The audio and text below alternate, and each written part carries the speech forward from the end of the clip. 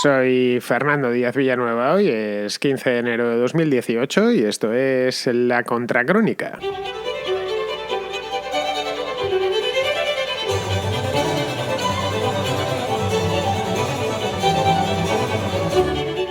La semana pasada la administración norteamericana, es decir, Donald Trump, en toda su trampidad, canceló la llamada TPS, que son las siglas en inglés de un programa que atiende al nombre de Estatuto de Protección Temporal, que va dirigido a los inmigrantes de varios países, entre ellos del Salvador. Y que cancelaba Trump era en concreto la TPS del Salvador, que no tengan obviamente regularizada su situación. Los que están bien en Estados Unidos sin estar acogidos al programa al TPS, pues se pueden quedar. Esto afecta, según parece y según nos han informado, a cientos de miles de inmigrantes procedentes de El Salvador que viven en Estados Unidos. Muchos, obviamente, desde hace un montón de años, tantos como 17, que es desde cuando está El Salvador metido dentro de los inmigrantes salvadoreños metidos en este programa. La decisión hizo sonar todas las alarmas porque supone el posible regreso de mucha gente a un país que atraviesa momentos muy complicados. Creo que a nadie se nos oculta, cualquiera que esté informado del acontecer hispano sabe el estado en el que está El Salvador, un país que está envuelto en plena guerra de pandillas y que sigue siendo tan pobre como cuando aquella gente salió de allí. Pero a pesar de todo lo que se ha dicho, quiero decir, no debería cundir el pánico. Si examinamos la información un poco con lupa, si sacamos la lupa, que es algo que no suele hacerse con la información, esos inmigrantes podrían quedarse en Estados Unidos. Probablemente no lo hayáis leído, no os lo hayan dicho, pero es la cruda realidad. Podrían quedarse en Estados Unidos si regularizan su situación. A esta parte de la historia, obviamente, no habéis llegado, casi con toda seguridad, porque no os la han contado o porque lo han contado pero no le han dado tanto bombo. Pero esta es la realidad.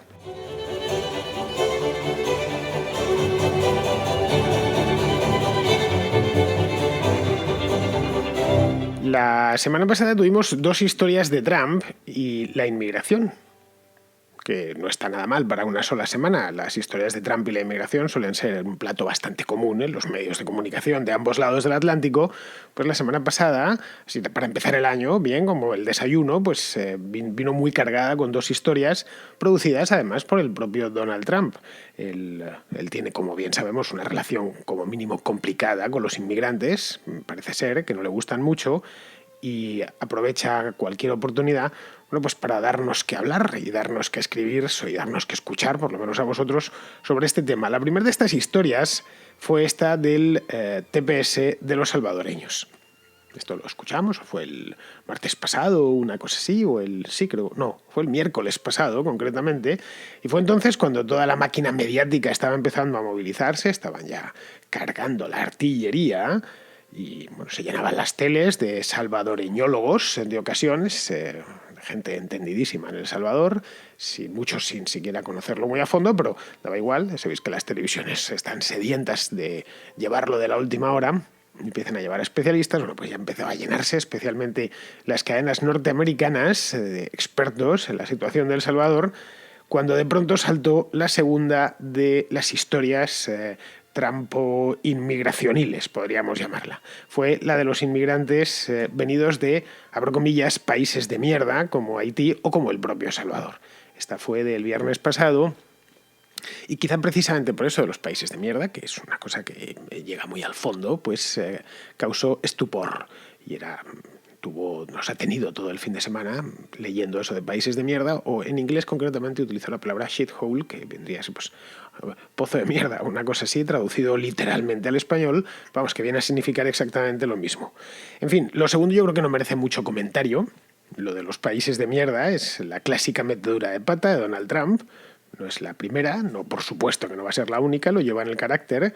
Esto al parecer lo dijo en la Casa Blanca, delante de unos representantes demócratas, que, estos tipos, una vez salieron, fue un comentario privado, se entiende, y una vez salieron, se fueron con la historia a la prensa y se la contaron, que debieron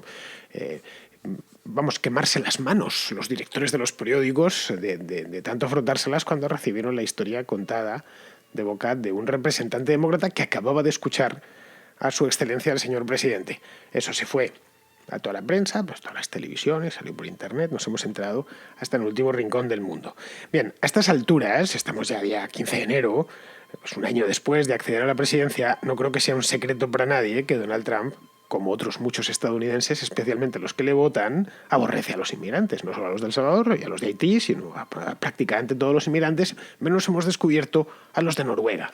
Yo pensé que iba a decir los de Escocia, porque su madre era escocesa, pero no, al parecer los que le gustan son los de Noruega. No sé si sabrá Donald Trump que en Noruega hay muy pocos habitantes y que ninguno de ellos necesita emigrar, aunque entiendo que alguno pues haya ido a los Estados Unidos. En España tenemos muchos, especialmente mayores de 65 años, que se vienen a pasar los últimos años de su vida aquí a la Costa del Sol o a la Costa Blanca. Es decir, quizás si les hace buenas ofertas para que, no sé, se retiren en California o en Florida, pues empiecen a ir para allá emigrantes, eso sí, emigrantes noruegos de cierta edad, jovencitos, no creo que vayan mucho. Bien, lo de los salvadoreños, esto ya digo que no tiene más comentario que ese, lo de los salvadoreños tiene más miga.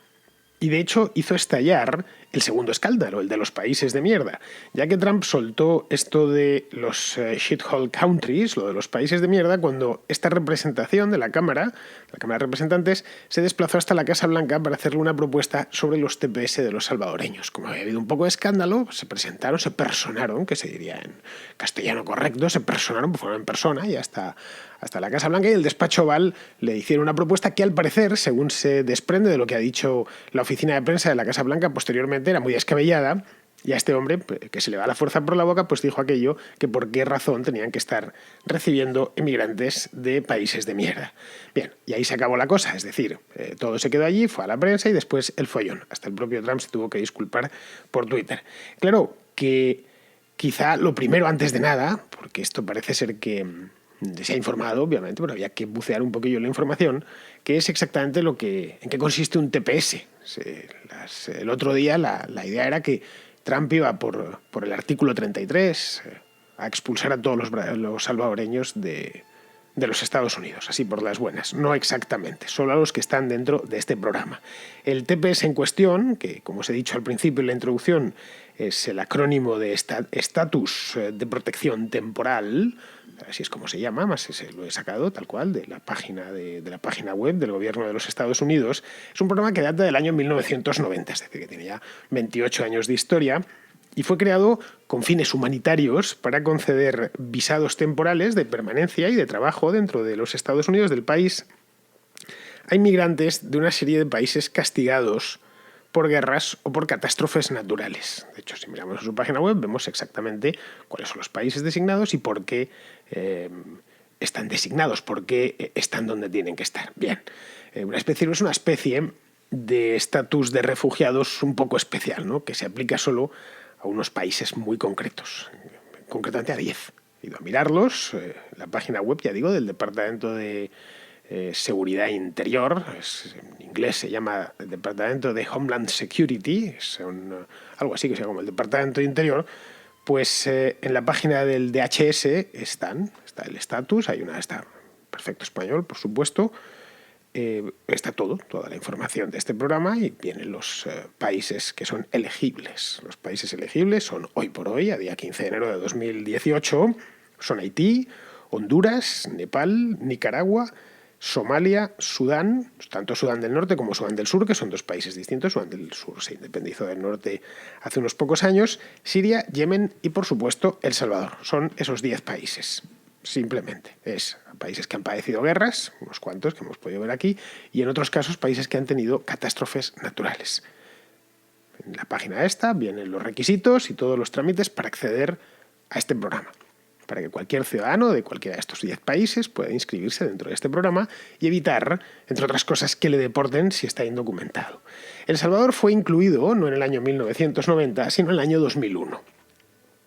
Y fue incluido con motivo de los terremotos, fueron 2 seguidos, fueron en enero y en febrero del año 2001, porque hubo 2 terremotos ese año, muy mortíferos, dejaron 1.200 muertos, una cosa así. Lo he ido a mirar antes de hacer el programa.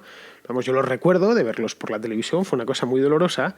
Pues bien, el terremoto y sus miserias asociadas hicieron que, por un lado, provocó una huida de refugiados. De los terremotos, especialmente terremotos tan destructivos como este, hacen que mucha gente se vea desplazada. Y por otro lado, de norteamericanos, de salvadoreños que vivían en Norteamérica, que estaban indocumentados y que tampoco era plan devolverles a su país justo cuando su país estaba en esa situación.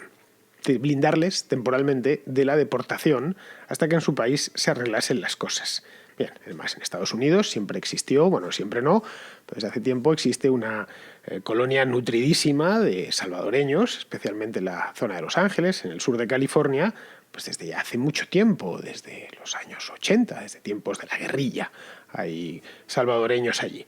Bien, se calcula que la medida de sacar a El Salvador del TPS, de este estatus de protección temporal, afectará aproximadamente unas 200.000 personas, que a partir de ahora podrían ser, bueno, de ahora no, dentro de 18 meses, es decir, septiembre de 2019, podrían ser deportadas en cualquier momento, ya que esa situación temporal, a juicio del gobierno de los Estados Unidos, ha concluido, simplemente. Es decir, esa es la razón que da.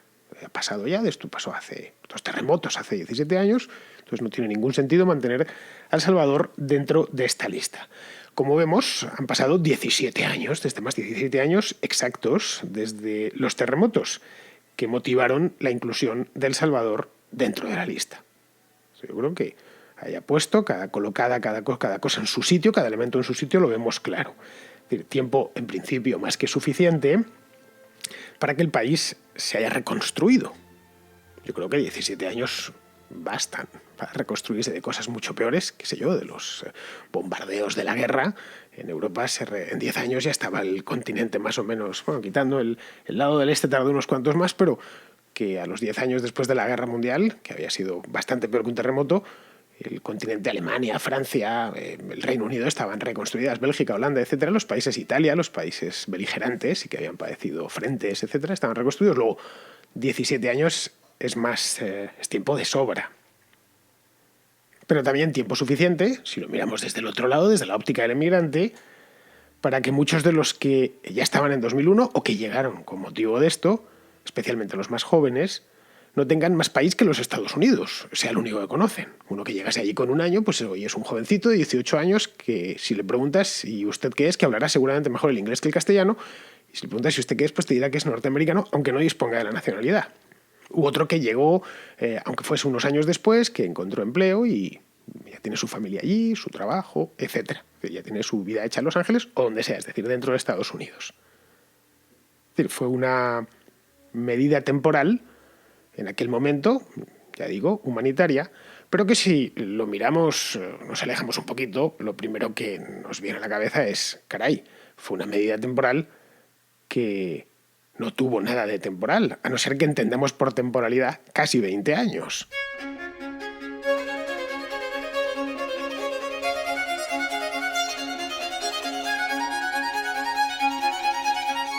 Habría, por lo tanto, 2 cuestiones encima de la mesa. La primera es si El Salvador se ha reconstruido y recuperado de los terremotos. Esa es una de las primeras preguntas que nos deberíamos hacer. Es decir, ¿justifica acabar con esto? ¿O El Salvador está como en el año 2002, recién sucedidos los terremotos? Está igual y, por lo tanto, es injusto y además es poco humanitario levantar ese estatus. Porque El Salvador no se ha reconstruido, que podría suceder. Sería extraño, pero podría suceder. Esa sería la primera pregunta que nos deberíamos hacer. Pues bien, reconstruir los destrozos provocados por los 2 sismos, que fueron consecutivos, uno en enero y otro en febrero, pues sí se ha hecho. Es decir, si hoy se pasea por San Salvador o por cualquier parte del Salvador, cuesta encontrar restos, carcasas derruidas y estas cosas que producen los terremotos. Lo que no ha hecho tanto El Salvador en estos últimos 17 años es recuperarse. Es decir, se ha reconstruido, pero no se ha recuperado. El Salvador, en definitiva, sigue siendo un país muy pobre, con un PIB per cápita de $3.800. Si miramos qué PIB per cápita tenía en el año 2001, pues lo he ido a mirar, por curiosidad y porque me ayudaba a construir la historia para este programa. En 2001 era de 2.600, es decir, solo $1.000 más que hace casi 20 años. Podemos ver que el país ha mejorado indiscutiblemente en PIB per cápita, no PIB total. El país también ha aumentado la población. Indiscutiblemente ha mejorado, esto está claro. Estamos hablando de un incremento del PIB del 40%, lo cual ya en 17 años podría ser muchísimo más y debería haber sido muchísimo más, pero es lo que es. El país no ha ido a peor, sino que ha ido a mejor. Levemente, pero ha ido a mejor. Pero todavía sigue siendo un país muy lejano, no ya del primer mundo, de la frontera misma del primer mundo. Es un país en el que, se gana poco dinero cuando se trabaja y donde, bien, la diferencia de renta con los Estados Unidos es monstruosa, es gigantesca. Estamos hablando de un país con $50.000 de renta per cápita frente a uno con $3.800. Pero el problema principal de El Salvador no es ese. Podemos llamarlo un problema estructural, el de que es un país pobre, caramba. No, el problema principal de El Salvador, el que castiga la vida de los salvadoreños cada día, de todas las semanas, de todos los meses, de todos los años, no es ser un país tercermundista, sino la seguridad, o mejor dicho, la inseguridad. El Salvador, y esto creo que lo conocemos todos, especialmente los salvadoreños, es uno de los países más peligrosos del mundo. Un país que no está en guerra desde 1992, cuando se firmó los acuerdos de paz con la guerrilla, pero que es tremendamente peligroso, donde puedes dejarte la vida con relativa facilidad. En el año 2016, he ido a mirar los datos, los de 2017 todavía no los he encontrado, pero los de 2016, que es hace relativamente poco, hace solo 2 años, hubo en El Salvador 5.278 homicidios. Y vamos, no es tanto, si lo comparamos con México ya, pero es que El Salvador tiene un tamaño minúsculo, es el país más pequeño de la América continental. Si quitamos las islas, es el país más pequeño de extensión, tiene como 20.000 kilómetros cuadrados, y además tampoco excesivamente poblado en términos absolutos. En relativos sí es un país con una gran densidad poblacional, pero tiene solo 6,5 millones de habitantes. Es decir, que durante el año 2016 hubo 15 asesinatos al día de promedio. Evidentemente no es que hubiera todos los días 15, pero de promedio. Es decir, si dividimos el número de homicidios por el número de días que hubo en 2016, que fueron 365. Bien, a eso habría que sumarle los robos, los secuestros y las extorsiones. Es decir, el póker habitual de violencias e inseguridades que se vive en países de Centroamérica como El Salvador, como Honduras o como Guatemala. Y de propina en ciertos lugares como ciudades en México, etcétera, o lugares en Colombia. Asesinatos, robos, secuestros y extorsiones. Es decir, lo que vemos en El Salvador, que se ve de una manera muy concentrada, porque es un país muy pequeño, es que el Estado salvadoreño, es incapaz de combatir a las pandillas. Literalmente incapaz. Y lo ha intentado por todas las vías. Que llegó a crear un programa que se llamaba Mano Dura.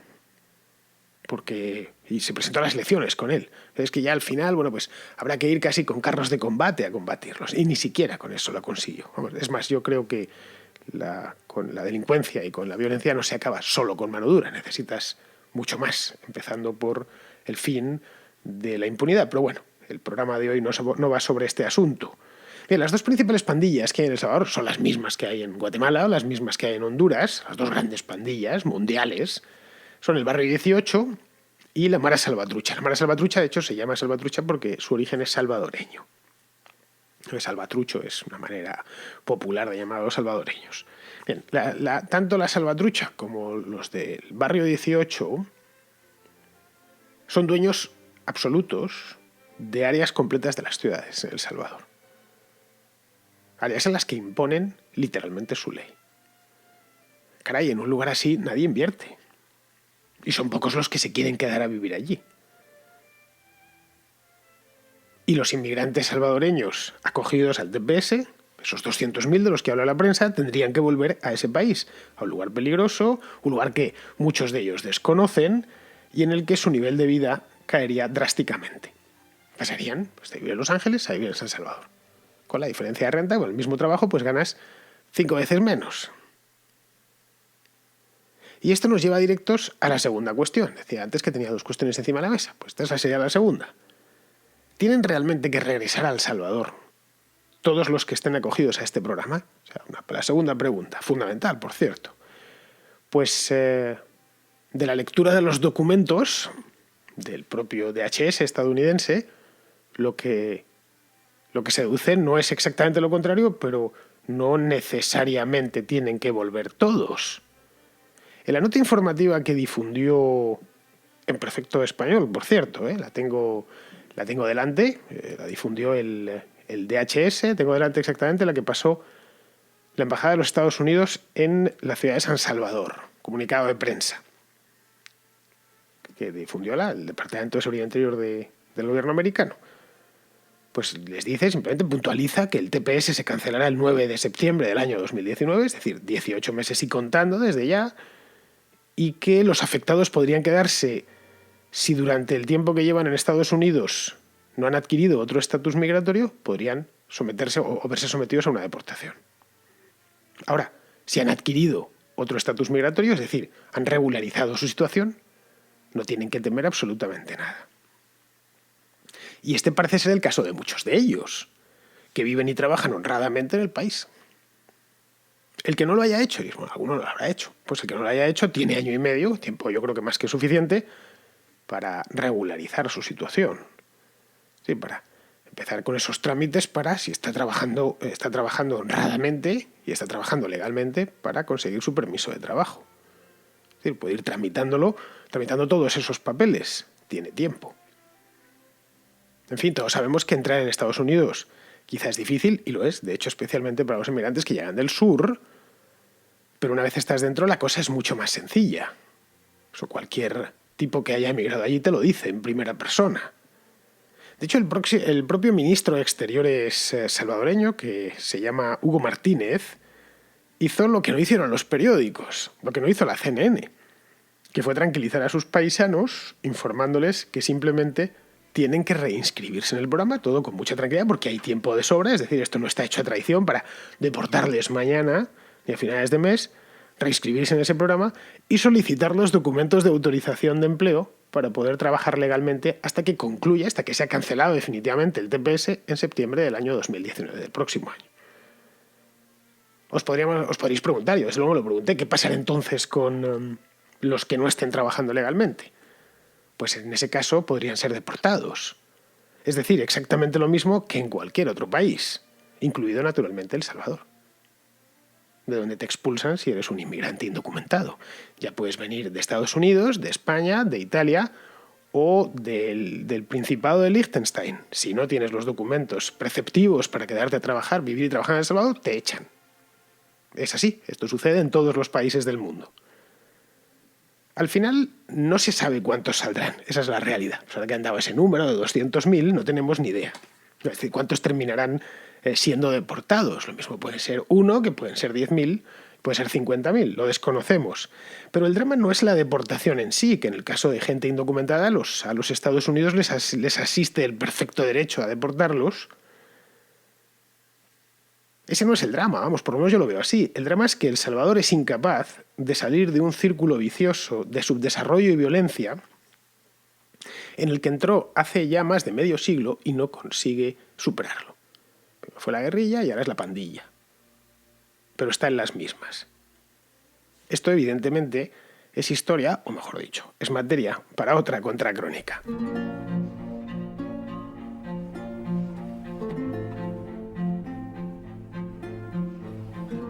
Alfredo, que es un oyente clásico de la contracrónica, un oyente de Tenerife, Alfredo de Tenerife, tenemos otro Alfredo en Castellón, bueno, pues este es el de Tenerife, me envió hace un mes una respuesta a otra respuesta que le di yo a un oyente que me preguntaba sobre la economía nazi. Me la envió, pero duraba mucho.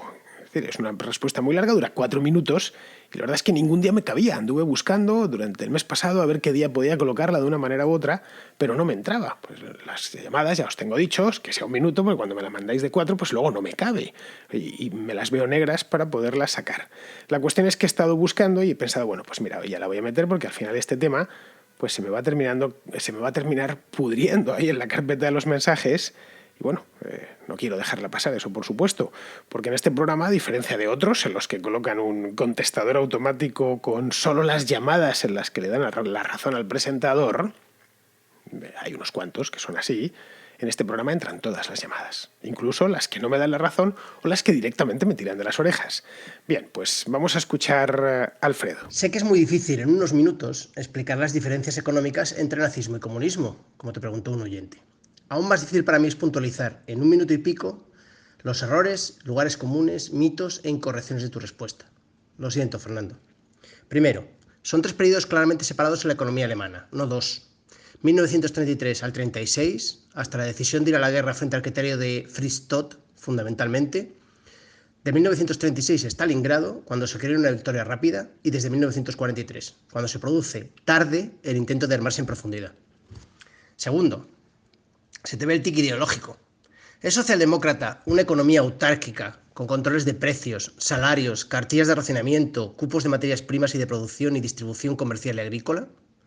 De facto, tan parecida es la planificación a la soviética que en Alemania se denominaron planes cuatrienales, no quinquenales, como tú dices, por orden expresa de Hitler a Goering, jefe de la oficina del plan cuatrienal, porque se parecía demasiado el término al utilizado por el odiado bolchevismo. Tercero y peor, los mitos y falsedades. Cuando se aplican las leyes de Nuremberg, finales del 35, Alemania es quizá ya la primera potencia industrial del planeta. O sea, que el saqueo a los judíos, que no niego, es posterior y no fuente primigenia de financiación. Escrito de su puño y letra están las quejas efusivas de Goering por los daños de la Kristallnacht, por ejemplo. Dices que al final de la guerra los alemanes se morían de hambre. Error. Están hasta calculadas las calorías que consumían por persona, mucho más altas que en otras zonas de Europa a costa de su saqueo, claro, porque el sistema de racionamiento alemán funcionó muy bien hasta el final. Los alemanes murieron de hambre después de la guerra, sobre todo en la zona occidental, por el plan deliberado anglo-norteamericano de exterminar la mayor cantidad posible de población por el procedimiento expeditivo y directo de reducir sus raciones alimenticias. Solo la constatación del potencial del enemigo soviético finalizó este genocidio encubierto y no muy conocido. Otro error más. La República Federal de Alemania volvió a pagar la deuda de la Primera Guerra Mundial y acabó de pagarla en 2010, lo que pone encima de la mesa el tema de las deudas injustas y el tema de las quitas, que tanto nos afecta, donde una deuda privada de grandes empresas del IBEX se ha socializado sobre los españoles en beneficio de la oligarquía patria. Pero ese es otro tema. Quizá con que te hubieras limitado a explicar los dos factores, a mi juicio, que explican el milagro alemán, acabarías antes y no te hubieras metido en berenjenales. Primero, dieron la vuelta al Estado legislativamente en 6 meses como un calcetín. Insuflaron, más que nada, confianza en la economía y en la ley, devolviendo el orgullo al pueblo de ser alemán, y sobre todo el orden y la seguridad. Segundo, curiosamente, era importante para el nacionalsocialismo el bienestar de la población.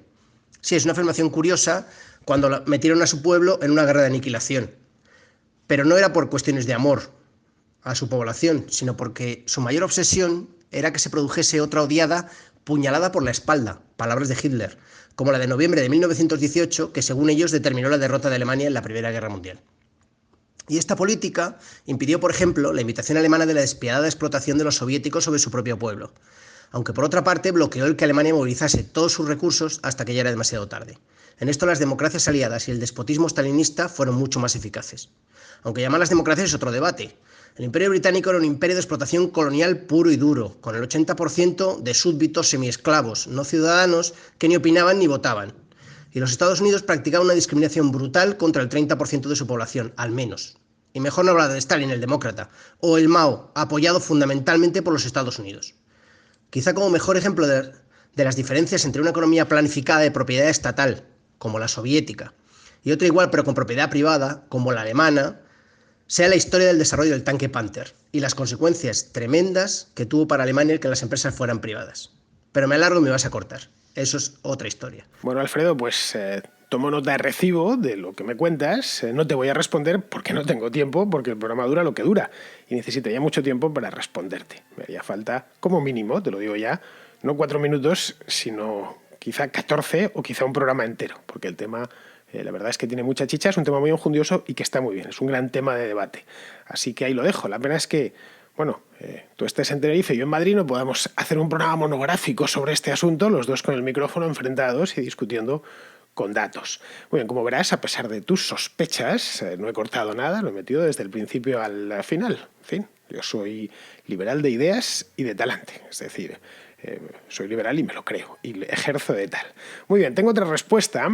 Esta vez no va dirigida a mí, sino va dirigida a Pablo, un oyente uruguayo, que la semana pasada me preguntaba a mí cuál era la escritura de los mayas. Bien, yo le derivé a Alberto Garín, que él sí sabe de estas cosas, así que Alberto, que es un auténtico tesoro, ha decidido que lo mejor era responderle con pelos y señales, y eso es exactamente lo que ha hecho. Así que, Pablo, aquí tienes tu respuesta. Hola, Pablo. Recuerda que la escritura es un conjunto de signos que, respondiendo a un código, nos permiten transmitir un mensaje escrito. Y da igual que la escritura sea sobre piedra, un petroglifo, o se haga con un bastoncillo de madera sobre barro, como la escritura cuneiforme de los mesopotámicos, sobre papiro, sobre pergamino, sobre papel o cuando tecleas con tu computadora en tu pantalla. En cualquier caso, podrás hacer unos signos que representen una imagen, una idea, el signo. Entonces son ideogramas, que es como el de los alfabetos de los chinos. Puede ser un sistema intermedio entre el ideograma y el silábico, en donde algunos signos sean una idea y otros signos haya que combinarlos entre ellos para formar la idea. Entonces estás en el mundo de los jeroglíficos egipcios o de los glifos mayas, o un sistema completamente silábico donde lo que haces es combinar unos signos que materializan un sonido y la combinación de ellos genera las ideas. Todos ellos son escrituras. Y en el mundo precolombino, los mayas escribían, aunque fuera con un sistema de glifos y no un sistema silábico. Y una última reflexión. Piensa que a la larga la escritura es un reflejo de la forma que tenemos de hablar. Entonces, claro, si los chinos escriben con ideas y no con sílabas, tendrán una forma de pensar más reflexiva y les sale Confucio. Si en Occidente escribimos con sílabas, generando sonidos que forman palabras, tendremos una forma de pensar más dogmática, más expeditiva, y te sale el cristianismo, el judaísmo o el islam. Pues ahí lo tienes, Pablo. Espero que te haya satisfecho. Si tienes cualquier problema, no tienes más que mandarnos otra nota de voz. Y si está relacionada con la escritura maya, que sepas que yo no te voy a responder, que lo va a hacer Karim también, y con tanta competencia como suele él responder este tipo de preguntas de las que sabe mucho. Él de historia y de todas estas cosas, todo lo que te puedas imaginar y un poquito más. Karim, como os decía antes, es un auténtico lujo para este programa. Y el otro lujo es Pizarro, que cierra la Contracrónica todos los días, que hoy nos tiene un comentario sobre el gobierno en Cataluña, este gobierno que no se termina de formar. Las pasadas legales elecciones catalanas no vinieron a resolver nada porque nada podían resolver. No se decide por votación a quién querer ni qué ley cumplir. Lo que se han hecho es la foto de la catástrofe catalana, una sociedad dividida y unos políticos que o no suman o suman pero temen delinquir, que es para lo que suman. Total, que pasan los días, se agotan los plazos y lo que no podían resolver las elecciones sigue sin resolverse. 1000 elecciones serán 1000 fotos con la misma gárgola sonriente. Los autoproclamados enemigos de España instalándose en las instituciones españolas. Un cordial saludo de Pizarro. Pues muy bien, queridos amigos, con esto podemos dar por terminada la contra de hoy, así que lo único que me queda por hacer es despedirme de vosotros hasta mañana.